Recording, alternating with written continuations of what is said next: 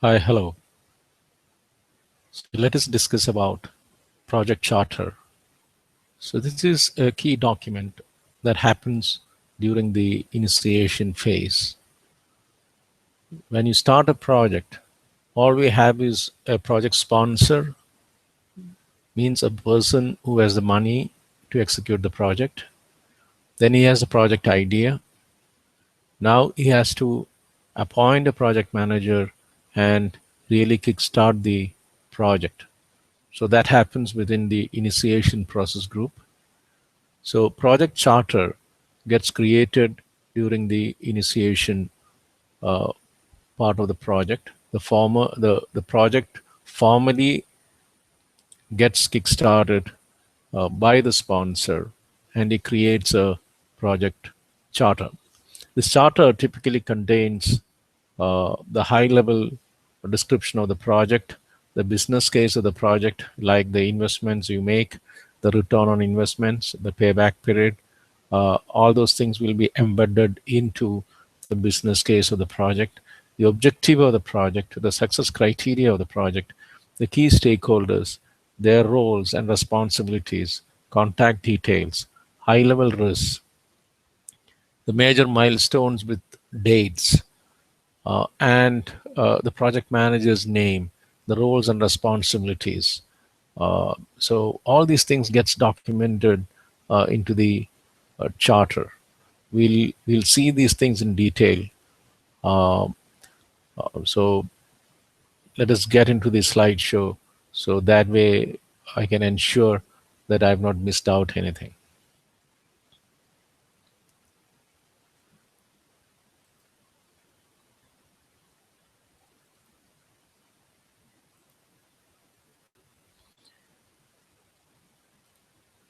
Yeah. So as discussed, the project charter gets created during the initiation phase, because we have these five process groups of initiation, planning, execution, monitoring and controlling, and closing.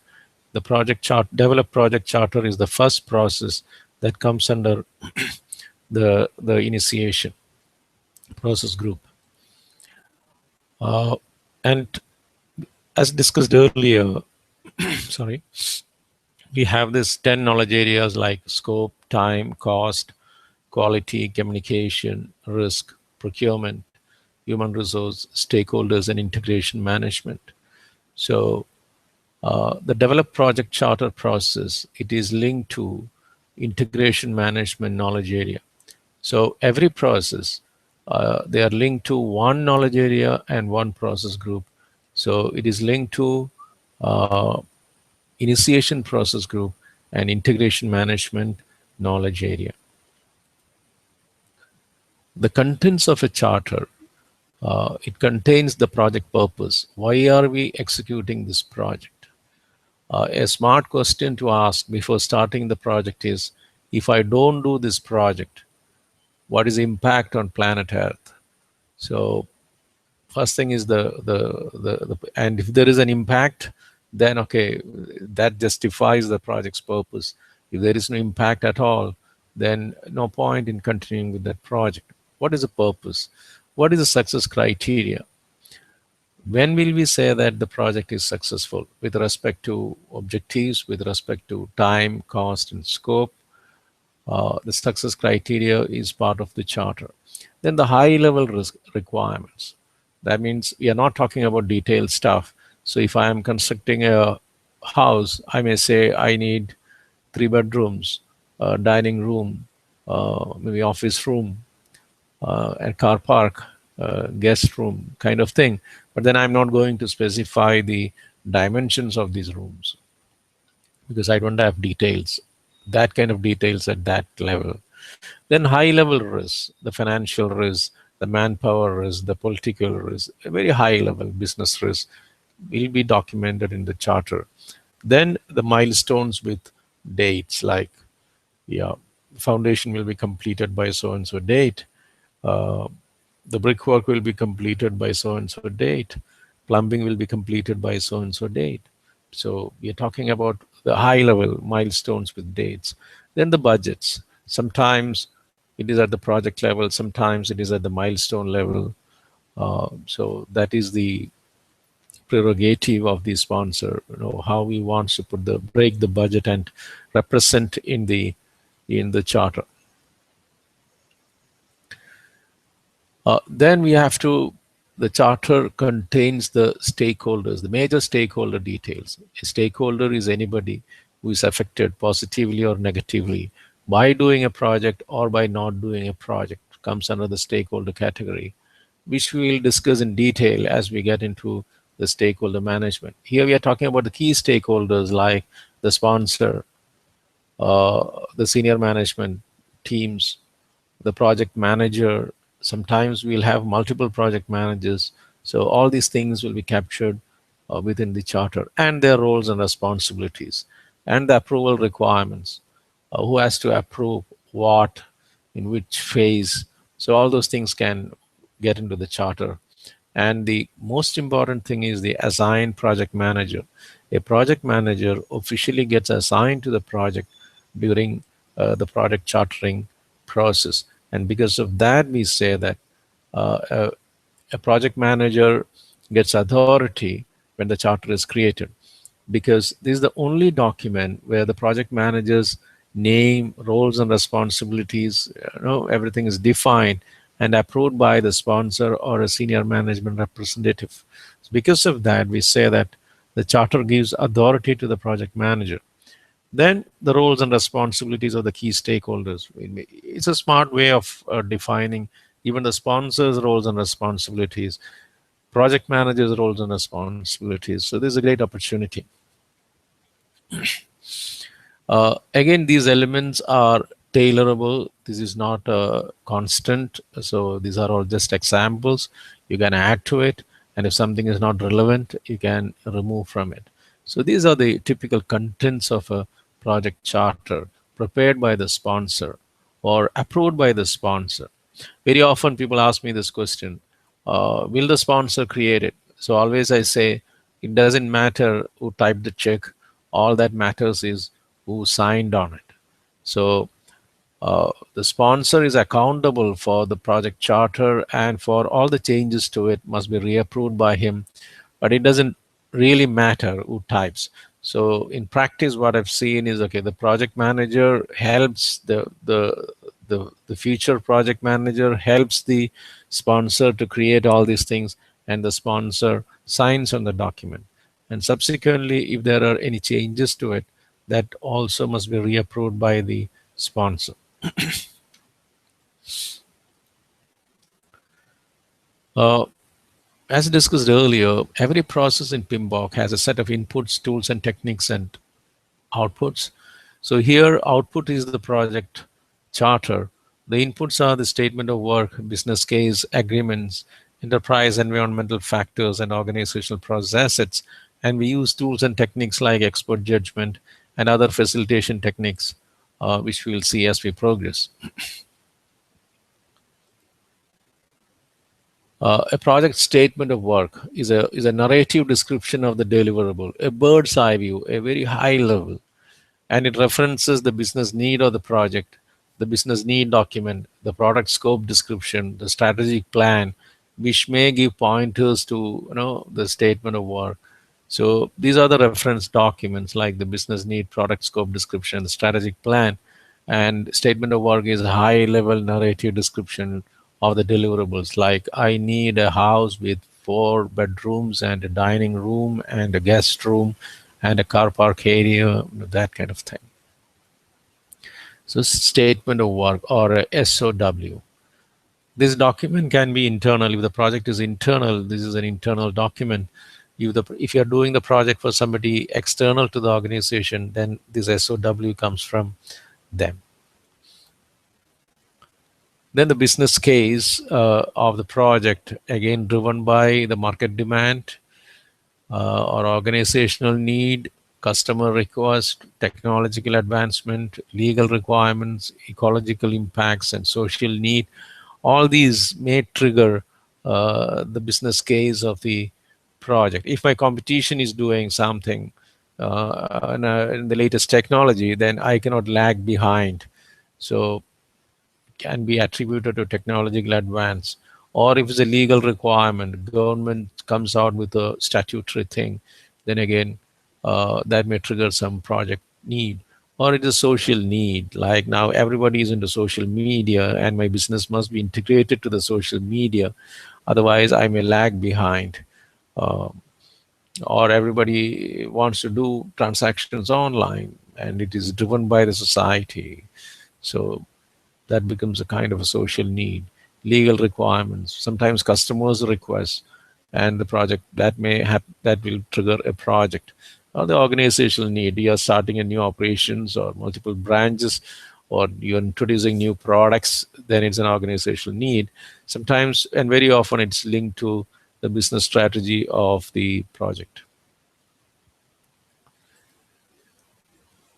Then another input for develop project charter process is the agreements, like the contracts, the MOUs.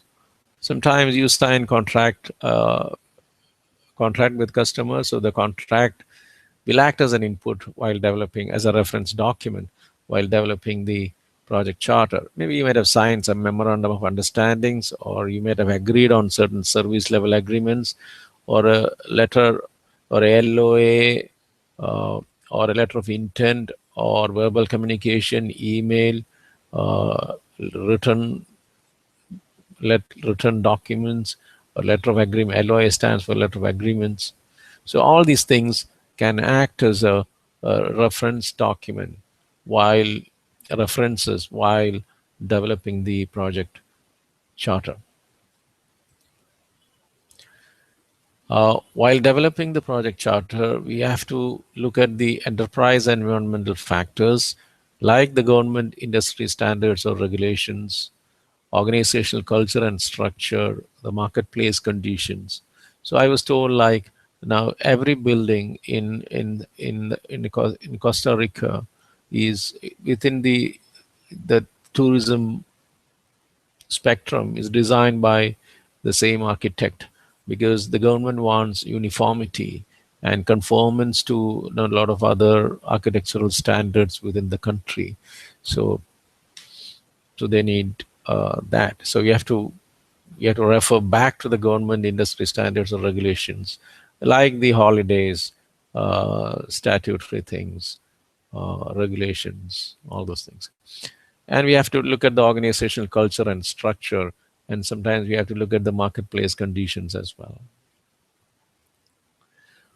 Then, while developing the charter, we can, or we rather, we should refer to the organizational process assets, like if the organization has a quality management system or a set of procedures which must be adhered to while developing the charter, then yeah, you can always access that, like templates, standard processes, policies, and sometimes historical data from past projects. So everything comes in. Expert judgment. While developing the charter, we can always invite or leverage on the expert judgment from other units within the organization, consultants from outside, other stakeholders, maybe internal slash external, and professional slash technical associations. We can get guidance, industry groups, subject matter experts, and project management office, which is within the organization. So all these people can advise, or the sponsor can solicit expert judgment from all these groups, so that your charter is relevant and complete. Uh, while developing the charter, we may use facilitation techniques like brainstorming, conflict resolution, problem solving techniques, and meeting management. So it's not limited to this.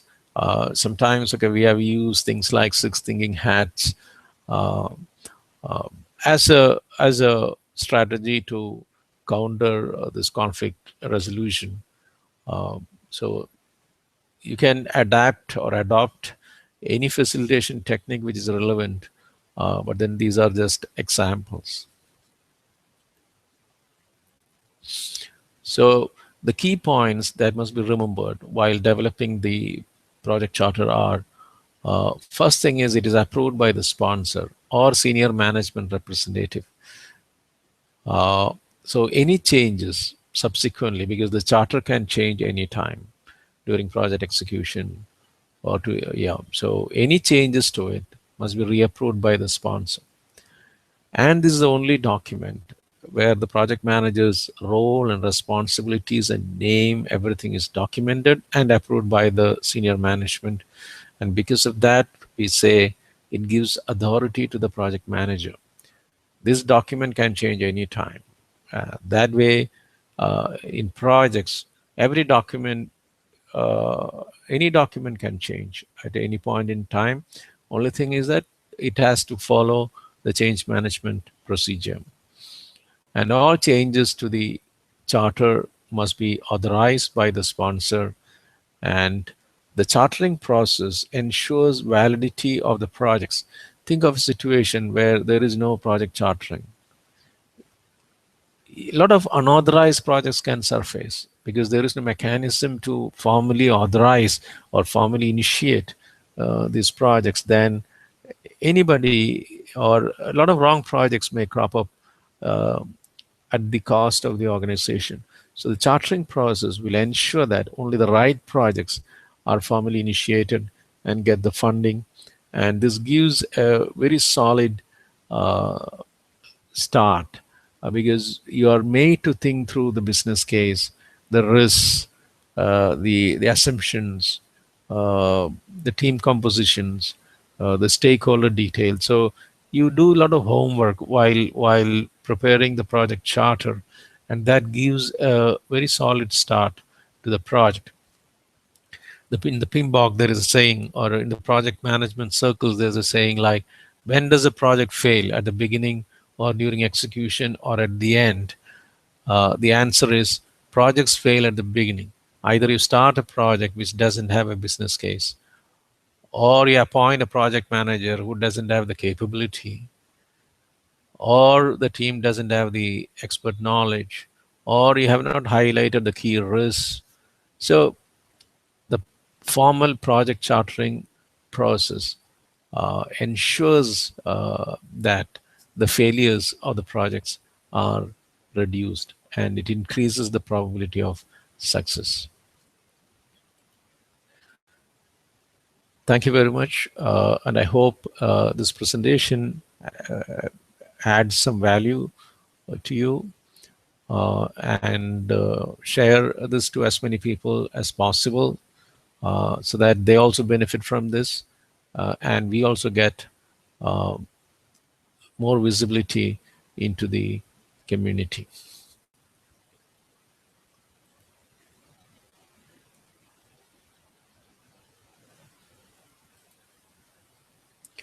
So project charter gets created during the initiation process. The authority or the accountability